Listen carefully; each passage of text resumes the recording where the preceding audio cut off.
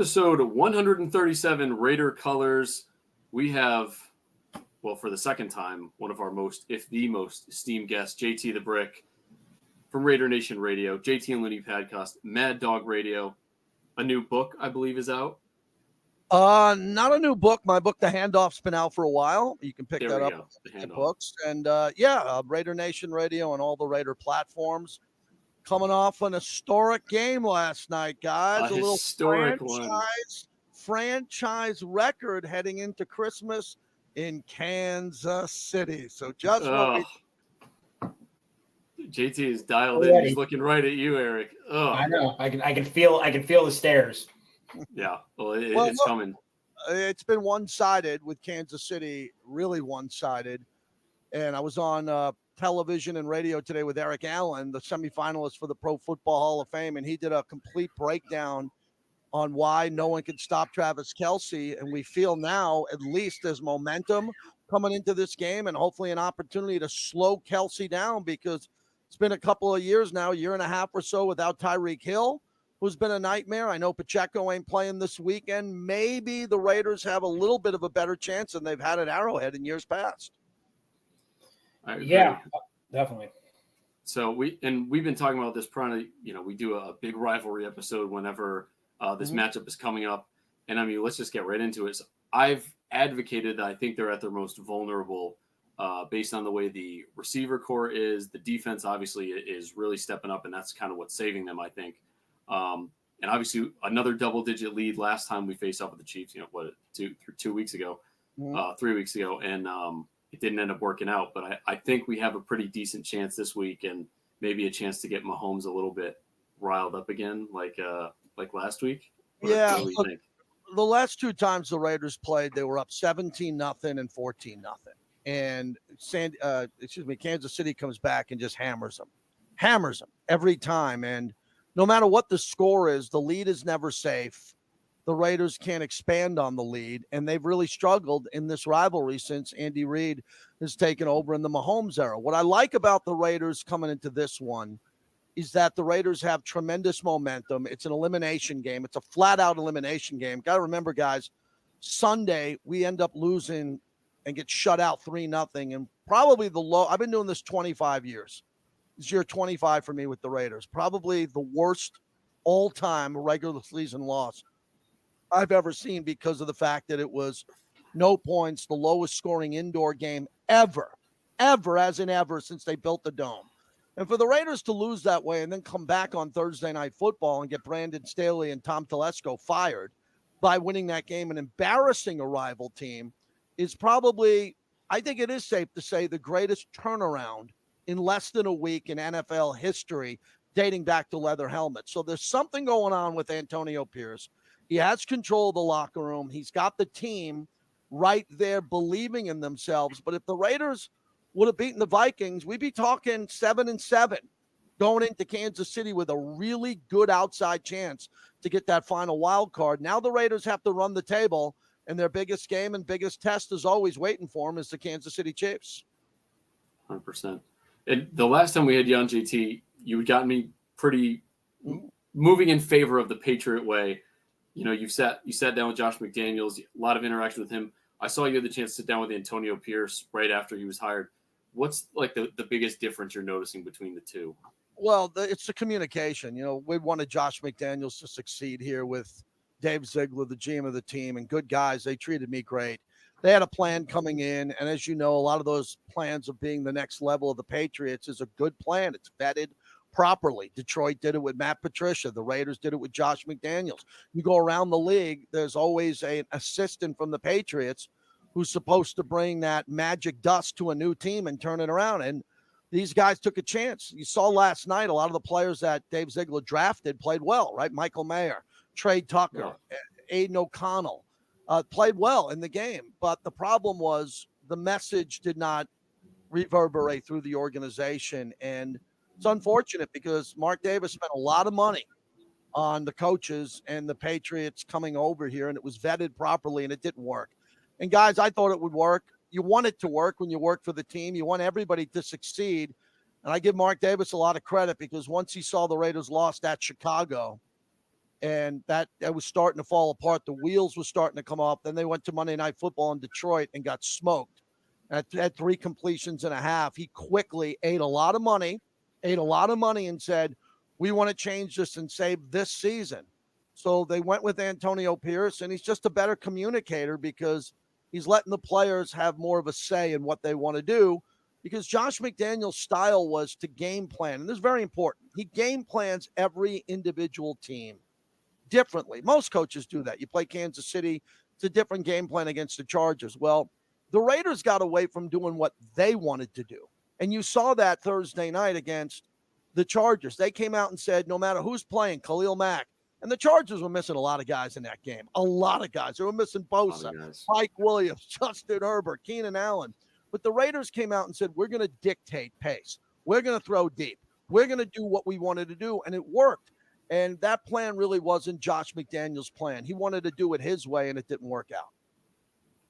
Yeah, I think unfortunately we saw that. But that was one of the arguments, too, that you could see Raider Nation debating about, was maybe Ziegler should have kept his job and McDaniels. But I get it's a package deal. But I for one, liked his draft.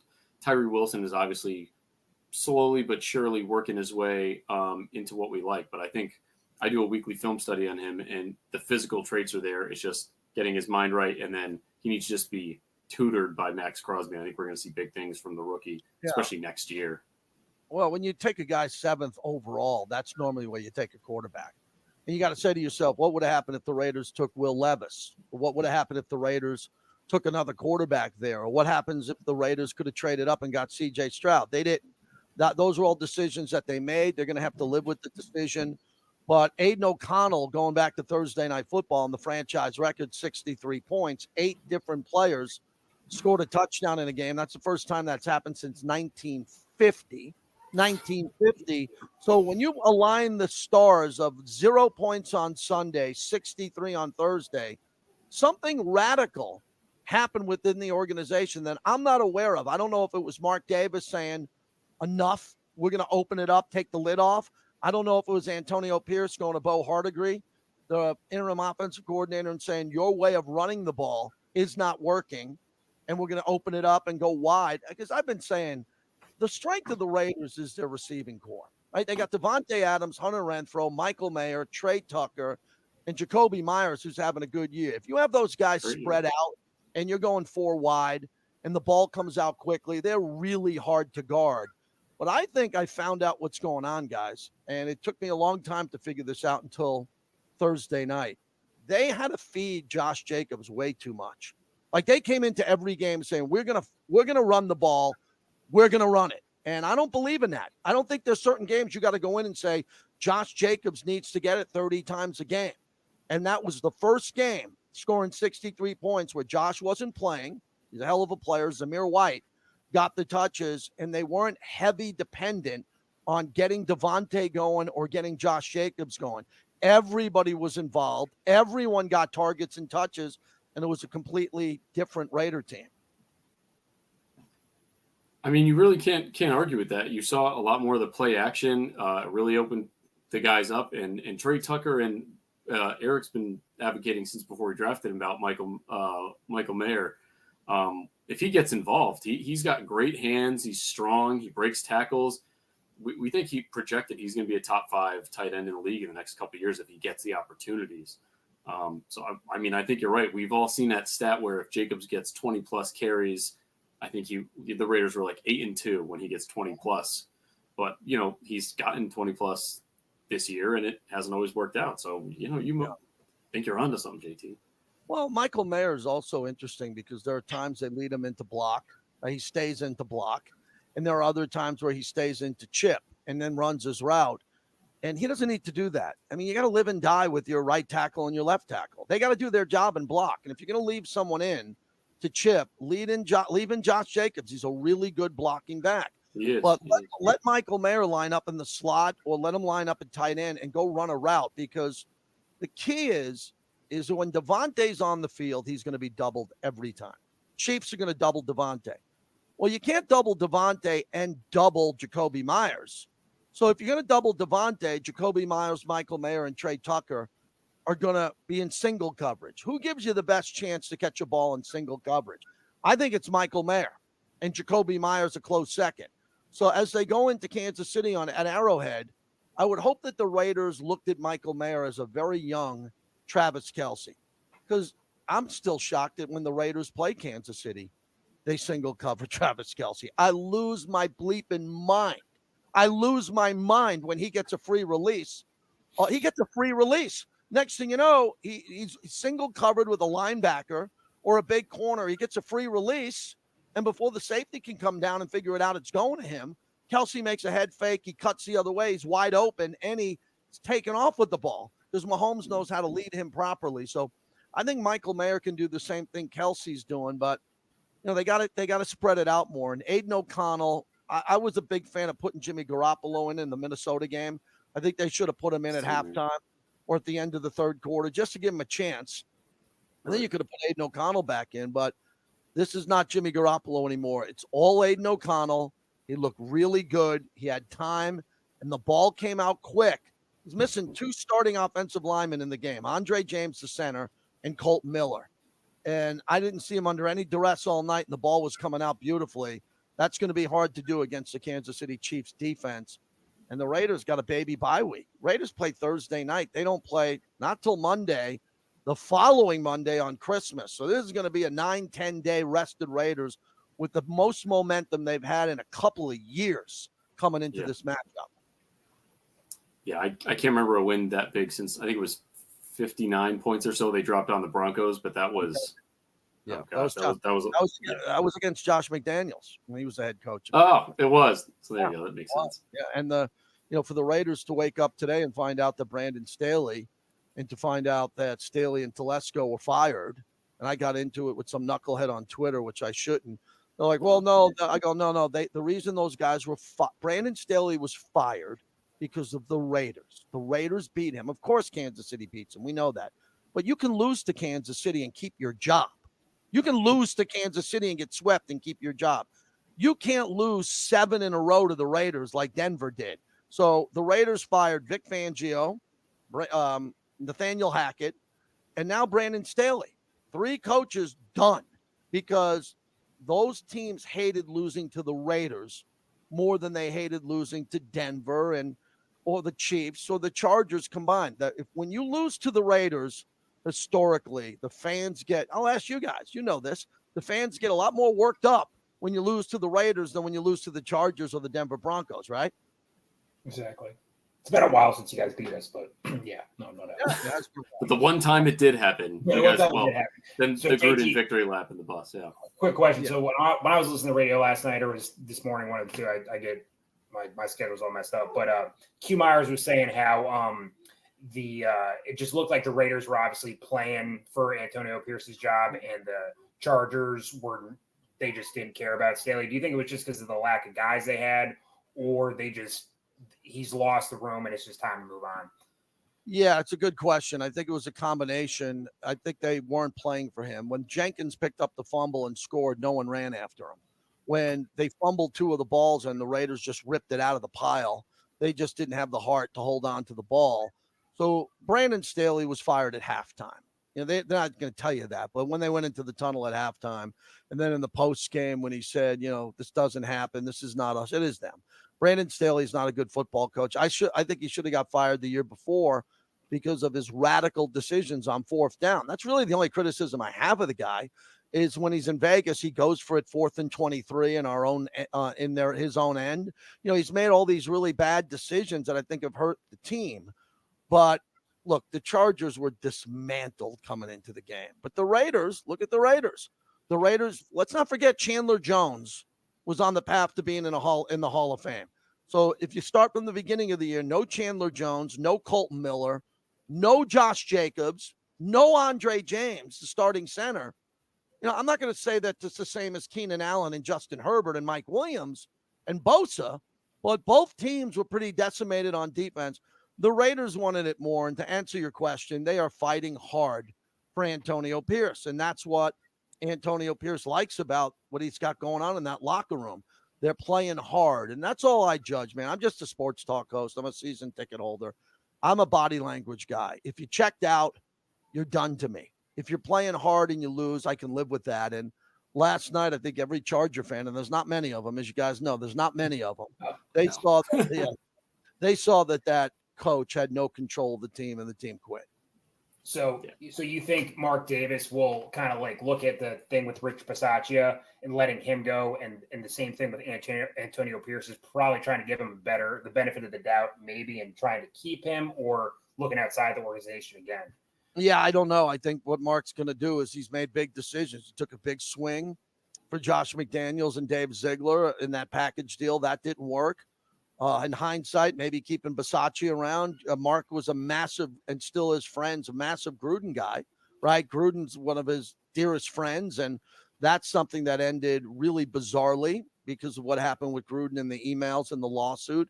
And I think, knowing Mark as well as I do, I think he wants to give Antonio Pierce every opportunity he can to prove that he should be the interim head coach that becomes the head coach. This is still a work in progress. You go from 0 points to 63 points. That's hard to evaluate, right? You don't show up coming off a bye week and you get no points, and then you come out and you have a franchise record. So I think it's going to be very important. I hope Coach Pierce gets the job. I work with him. I interview him every week. I'm the only guy in town that sits down with the head coach, and he's been nothing but great with his time and very energetic, but there's still some football left. The Raiders have to run the table. After Kansas City, it's Indy, who's a playoff team, and then one of the hottest teams in football, Denver. It's not going to be easy to run 3 in a row with the schedule coming up here. Right, exactly. And I think I already know the answer, and I hope you already know my answer as well. But you want a 3-and-out victory for the remainder of the season. You're not worried about draft position. Not at all. I've never been worried about draft situation. You brought up a good point before. You get the 7th pick, which is a good pick, and you take Tyree Wilson. You get the 4th pick, and you go out and you take Cleveland Farrell, right? You get the 4th pick overall in the draft, and you take Cleve Farrell. You get a 1st-round pick, and you take Henry Ruggs, who was really developing into a hell of a player before the incident happened, and he's in jail. Damon Arnett, you take him in the 1st round because you don't have a 2nd-round pick, and you had to get a corner, so you reach in the 1st round.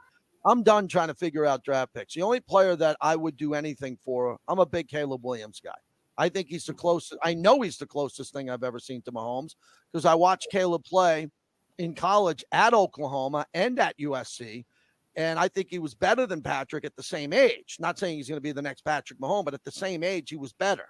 And he's the type of player that if you took off the Trojan logo and put on the Chiefs uniform and said, go run around outside the pocket, he looks a lot like Patrick Mahomes. So if the Raiders had the 3rd or 4th pick in the draft and they wanted to trade up, I think it's going to be 3 first-round picks to get him. 3.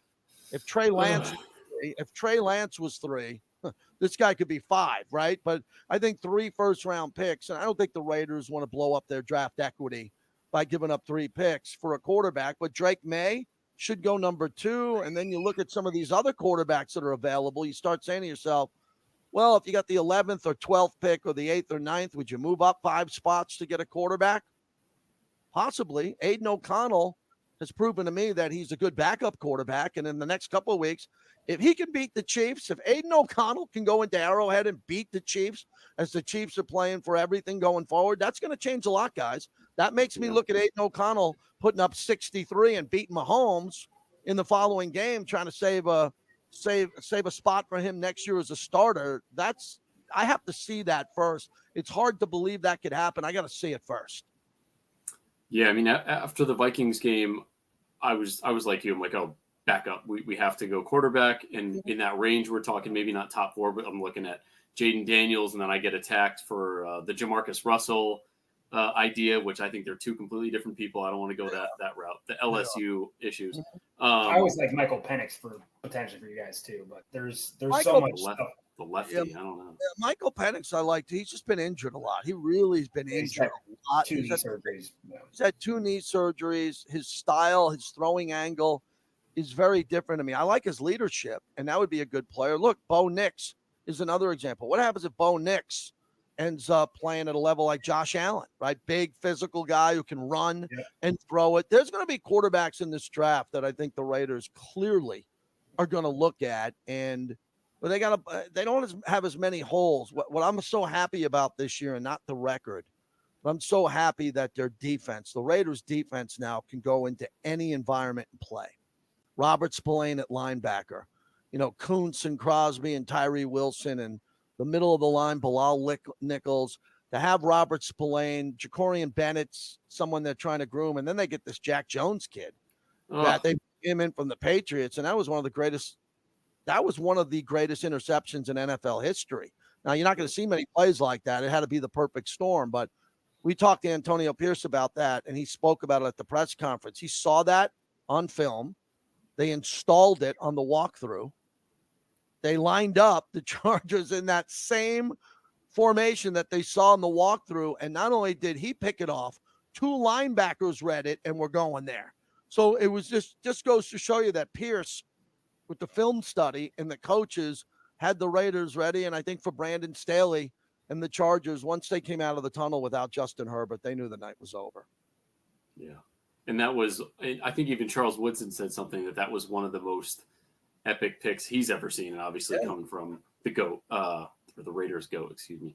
Yeah, that was in SportsCenter top 10. It was number 1 on top 10. And you just don't see it. If you look back at the history of the Raiders and the Chiefs and the great corners that have played, Lester Hayes, Mike Haynes, Charles Woodson, Rod Woodson, whoever it's been, I don't recall ever seeing a play like that. And those are some of the greatest players to ever play. That's a once-in-a-lifetime type of individual play, and it happened in an onslaught where the Chargers just couldn't stop the bleeding. I mean, at that point, the route was on, and it was just good to be in the building, good to be in the stadium where, as you know, there's a lot of Chief fans that buy tickets, and Minnesota fans bought tickets. We can't stop that. We can't stop people coming in paying triple the price for a ticket. But last night, Thursday night, it was nice to see 90% of the fans, Raider fans, and I'll give a couple of the Charger fans credits, guys. There were a couple Charger fans who stayed to the end. I host a post-game show afterwards, and they were walking by, and I was like, impressive. To be humiliated and to stay to the end of the game in front of Raider Nation, a couple of those Charger fans really impressed me, because that was not the place where a Charger fan wanted to be on Thursday night, I can tell you that. Yeah. No, that I give him credit. I always stay till the end, and obviously, unfortunately, it's a lot of losses. I think my road record of seeing the Raiders in person is like 1-6 for a win-loss. I got to fix that. But JT, I know we're running out of time, but because this is a Raiders Chiefs podcast, we're going to need an official prediction from you for Week 16. Yeah, this is going to be tough, because obviously I'm going to pick the Raiders to win, and they just came off their franchise high in scoring. I don't think that's going to happen again, but I got a feeling that it's going to be Raiders 27-26 or Raiders 28-27, but I'll go 27-26. I think that they're going to have to win it late. They're going to have to, and I don't think they're going to have the lead. I think they're going to have to come from behind. The last 2 games, 17-0, 14-0. I think Kansas City will make some adjustments. I just want the Raiders to play a really solid game, play together. The energy, hopefully the weather, it's not a big deal for them. And this is a different coach. This is a coach who's not afraid. The greatest play of Antonio Pierce's career is when he played for the Giants, and they went in and beat Brett Favre, and he blew up a screen pass that was going to go about 60 yards at Lambeau Field. Antonio Pierce is not intimidated to get off that bus. He's gone up against Andy Reid 21 times, 21 as a player. He knows Andy Reid from the Eagles, Giants, and now as a coach. So I think the Raiders are equipped. They're coming off momentum. I just wish, guys, the game wasn't, that many days out in advance, because you have all that great momentum and you want to bottle it, and it's hard to bottle something for 10 days, right? It's hard to hold on to a momentum like that for 10 days, but they'll be ready to go. And if they win, it's on, because then the Raiders have a chance to run the table. If they lose, season's over, literally, and they'll be playing out the string to just try to play spoiler. And I don't like playing spoiler. I like games that matter. So the only thing that potentially worries me about that game, are you wearing the cowboy outfit for the Chiefs? No, the Cowboys went for the rodeo. That was the rodeo. That was the rodeo. I know Charles Woodson had tweeted at you, so you got to wear that now. But if you wear that, then I'm a little bit more nervous. But. I might wear it for home games. I won't wear it on Christmas Day. And remember, happy holidays to all your viewers and listeners. The game is played on Christmas. And I'll give you another conspiracy theory. I'd rather catch the Chiefs on Christmas because it's the first Christmas for Kelsey and Taylor, the Swifties. And you remember, I don't know if you're married, girlfriend, whatever partner, when you look in life, the first holiday, the first Valentine's Day, the first big one with the girlfriend's a big one. And I'm just hoping Kelsey wakes up on Christmas at home, or they'll be in the team hotel the night before. Mahomes has got the little kids, Brittany, they're having fun there. And it just maybe they're just in that Christmas mode with the Swifties all being there, and the Raiders are just eating raw meat, and they're in the team hotel. And they're pissed off that their kids are opening up presents without them, and they come to play. That's my Christmas conspiracy theory. I love it. Nothing shocks. I think it's accurate, and I think it's going to happen. I need Taylor Swift to be involved. And do we know if she's going to this game? Do we know? I don't know her tour. Eric, you're on the. Yeah, I know Kelsey. it was her birthday this week, and she's obviously out of New York, so I would imagine she would probably be in New England, because I know she's not doing any touring stuff before Christmas, especially since we're so close to it. So I wouldn't be shocked if she's at the game in New England, and then I would think she would want to spend Christmas with Travis at his new place to stay in Kansas City. So. I think she'd want, if she is in that building, it is a distraction, and Brittany is a distraction, and I think Max is coming. Max is coming for a little Christmas beer, guys. She's taking out Al Michaels too. It's just like I can't defend it anymore. Well, Al Michaels, it's interesting. Al Michaels and Al Davis go back a long way. The late great Al Davis. Al Michaels is not a supporter of the Raiders. As you know, everybody who's a real Raider fan knows Al Michaels does not say great things about the Raiders. And for him to have to call the game, there's this stadium we're at is just incredible. And where our seats are, we can look behind us and see the booth where Al Michaels was. And to see Al Michaels have to call the Raiders 8 touchdowns by 8 different players was just beautiful. That was poetry for me. But again, it's one win. And if the Raiders would have beat the Vikings, I'd be talking to you 7-7 with 9 days off, 7-7, looking to get to 10 wins, because that'd be a path to 10. And I even thought this too, guys. If the Raiders didn't lose to the Bears, they wouldn't have fired McDaniels. So the Raiders don't get Pierce if they beat the Bears. And if the Raiders would have, I thought the best Raider game of the year, other than this last one, was the Dolphin game. They held the Dolphins to field goals in Miami. If they would have won that game, the Dolphin game or the Viking game, I think the Raiders would have had a chance for 10 wins, or at least 9. And the way the AFC's breaking with what's going on with Buffalo and some of the other teams, I don't think you guys don't think 9 wins will get in, right? Will 9 wins get that last wild card, or will it have to be 10? I've looked at all the scenarios. It could be 9, but I think it has to be 10 with 18 games. Yeah, I think if the dogs that are in like the 1 through 6 position right now, if they just maintain, even if they split their last 4 games, I think we'd have to get 10. Yeah. Yeah, because look, Indianapolis at 7, Pittsburgh at 7. There's a bunch of teams that are going to play each other. And the good news for the Raiders is if they get a chance, and it would be a Christmas miracle to beat Kansas City on the road, the next 2 teams they play, they can eliminate with the same record. They play Indy and Denver. And believe me, they'll want to spoil Denver. This Russell Wilson thing has improved drastically, but for the Raiders to have a chance to go out and play when the Raiders got so screwed on the schedule, week 13 bye, then you play one game, you get the baby bye back here. We wanted the bye like week 8 or 9. Yeah.